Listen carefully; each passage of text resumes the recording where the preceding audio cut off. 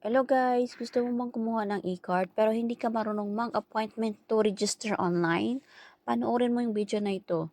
So una natin gawin, i-save natin yung QR code ng OWA. So punta muna tayo sa Facebook natin. Tapos i-type lang natin yung OWA Hong Kong.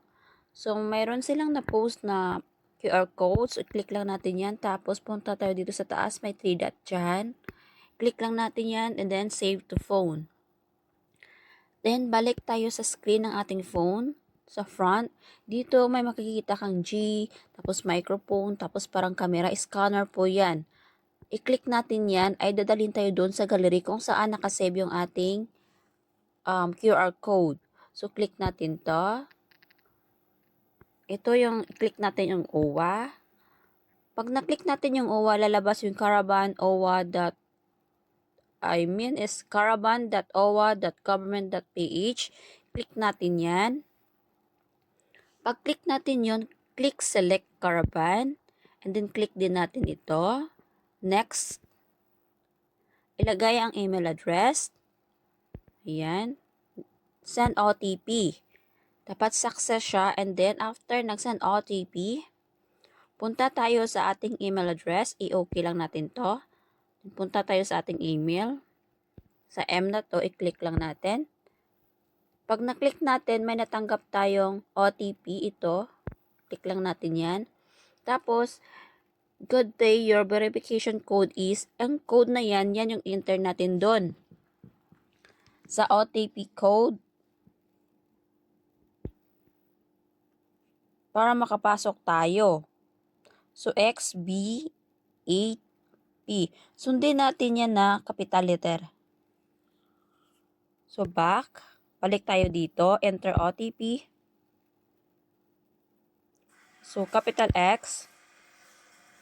Capital V. 8 and capital P. Then, verify OTP. So, verified na siya. And next mo lang siya.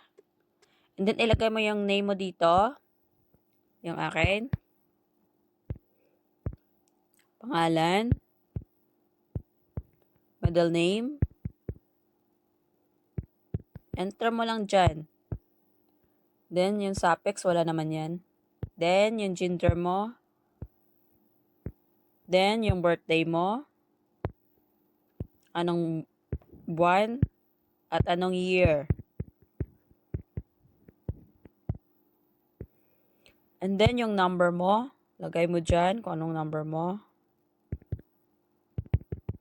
Okay. And then, yung address mo sa Pilipinas, okay na kahit hindi mo may ilagyan yan kasi number eh. Okay lang na wala. So, dito yung pangalan ng employer mo.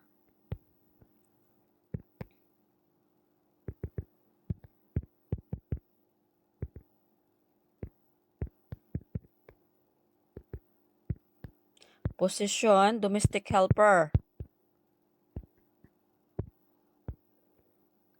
Yung address nyo.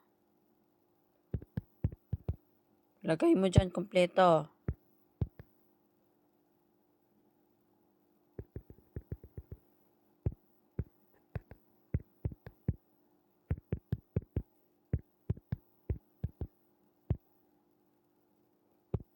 And then, date kung anong araw gusto mo pumunta doon sa kanila. So, ito na yung unavailable. Yung iba, so ito lang yung available. So, i-click ka lang dyan. Pumili ka lang Wednesday, Thursday, or Friday. So, try natin yung Wednesday. Then, pag na-click mo na, click mo lang yung e-card issuance, agree, and agree provision. And then, register now.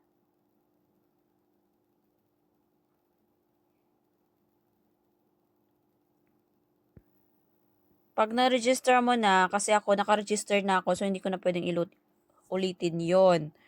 So, yung na-register ko, ito na yung lalabas pag na-click mo yung register na yan. So, ito na yung lalabas.